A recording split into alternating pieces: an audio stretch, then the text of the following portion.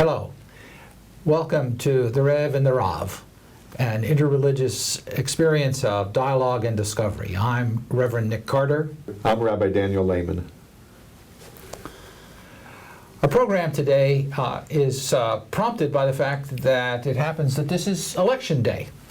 And Danny and I were talking about getting out to vote, and it puts us in a situation where we're thinking a little bit about the role of politics and religion today.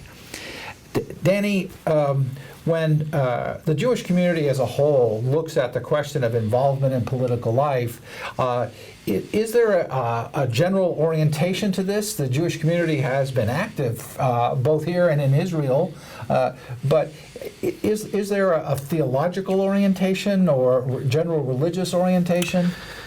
I think there probably is not a consensus within the Jewish community about the role religion should play in public life.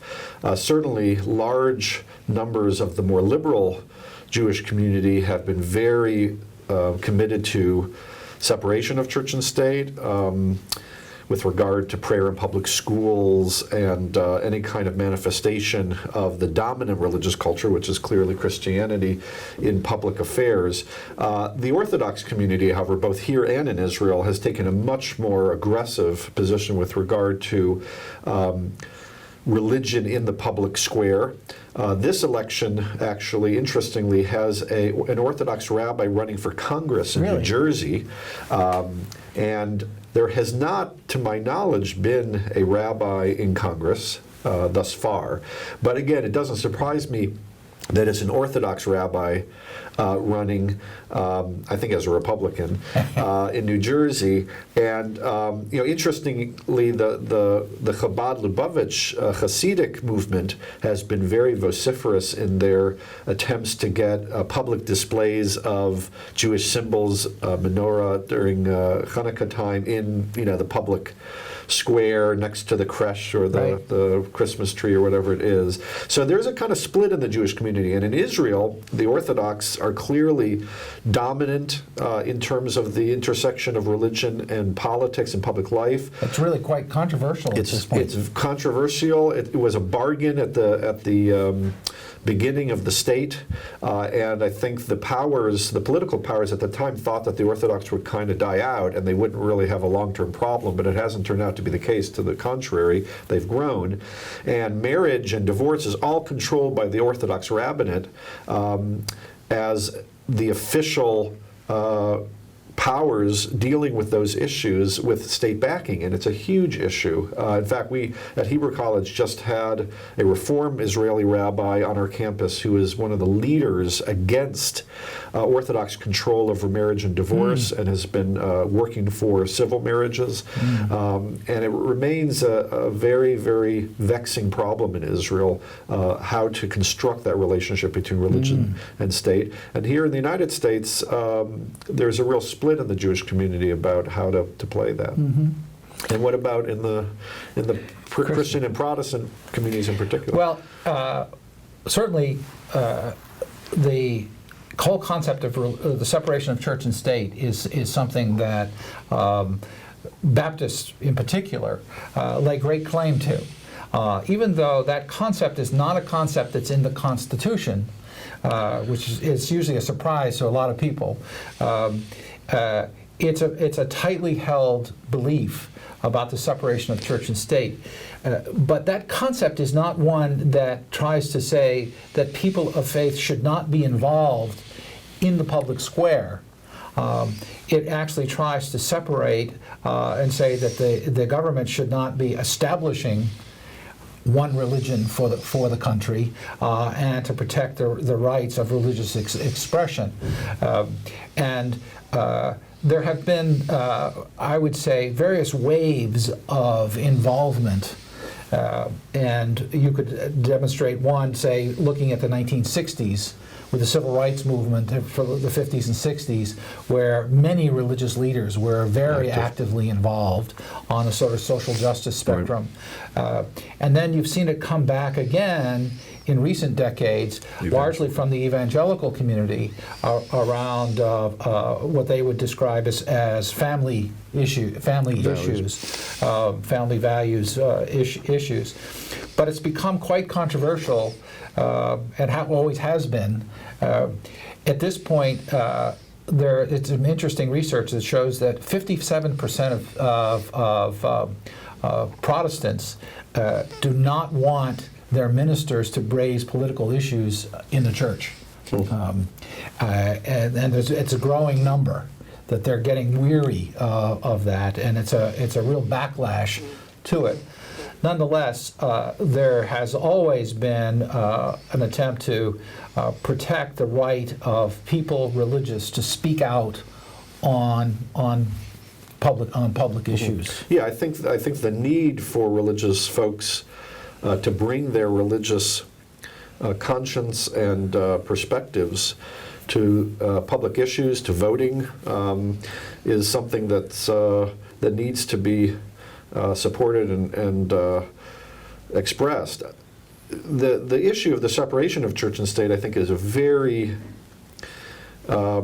difficult and subtle issue. So, for instance, I was looking on the internet and was scanning the official chaplains of both the House of Representatives and the Senate since the 18th century, and it's clear that they've all been Christian. The vast majority have been Protestants of different denominations. There's never been a Jew who's been an official chaplain of either the House or the Senate. There's never been a Muslim. There's never been a Mormon. So here, these folks are being paid by the federal government to serve as religious leadership to Congress. And Congress, opens each day with a prayer. And I think the notion that there is a clear separation between church and state is problematic. Problematic. So, well, Danny, maybe what I should do is nominate you to be the first Jewish chaplain of Congress. Would you accept the job? I don't think so. I actually like to do stuff that has significant outcomes. The gridlock there would drive me nuts. I agree with you. I think it's problematic. I mean, at least in the military, there's the real representatives of the different faith traditions. The military, surprisingly, has often been in the forefront of significant change for the government. Racial issues and religious issues, because there are now chaplains of just about every stripe. Right, so you'd think Congress would have, either rotated. Right. I mean, they do have guest chaplains, but there's still a permanent chaplain for each that... Well, I don't know. Maybe we should launch a campaign here. What do you think? We put this up on YouTube, and then all these people will now start to lobby for a change. Look what we've started. So, well, now here we are. It's election day. We could wake up tomorrow and have a Mormon as president of the United States. Right. And this is the first time a Mormon has been a candidate of a major party. For the presidency. I guess I'm feeling okay about that, without revealing my own political stripes. Just the theory that anyone of any religious background could run. But there is a question of how do your religious beliefs get measured in the public square, particularly in terms of running for office. Do you have an opinion about that? Well, first of all, I'm particularly pleased that there's a Mormon on the Republican ticket as representing that party. I think we've broken a glass ceiling on that, and Mormonism is an American religion.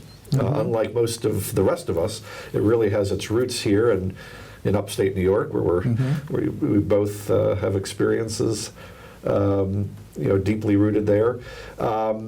But it seems to me that one of the issues, and of course John Kennedy dealt with this, is how do you, on the one hand, profess your faith as an individual and yet recognize that there are real boundaries to how that plays out in public office. Mormonism is interesting because of their relationship to the Constitution, how they view it religiously, but we have all kinds of examples of Mormons holding high office in this country. Clearly Jews and Muslims as well. And it's tricky. It's tricky because there's not a clear division in my mind between one's religious commitments and one's social political commitments. They're certainly interrelated. Well, the rule that I've tried to profess is to ask the question, what difference does it make? And you can watch the awkwardness of our media as they attempt to address the question of religion and politics, particularly amongst the candidates themselves. 4 years ago, when Obama ran and Hillary Clinton ran, CNN did a series of interviews with them, and they asked Hillary whether she believed in the Trinity. They asked Obama if he felt that the first 2 chapters of Genesis should be taken literally. And frankly, those 2 questions amount to nothing more, in my mind, than theological voyeurism. Mm. They have no place in the political debate. But if you ask the question, what difference does it make? You can begin to look at if my faith impacts a social issue, a policy issue, then I think it's fair game to say, so where does your faith come down on this particular social issue? Because if you're going to be a candidate, I need to know that. Well, and it seems to me that it's okay for faith commitments to be a part of your understanding of a particular social political issue. I think the question is, can you translate that faith-based understanding into something that can be persuasive and compelling within the public square in which people don't share that faith commitment? So it can start from a place of faith. The question is can you broaden its claim in such a way that it can be understood and accepted by a much broader spectrum of folks who don't share that particular religious tradition? Well, I think that there is a truth that most of us who are people of faith have to come to terms with, and that is that the kingdom we seek can't be legislated.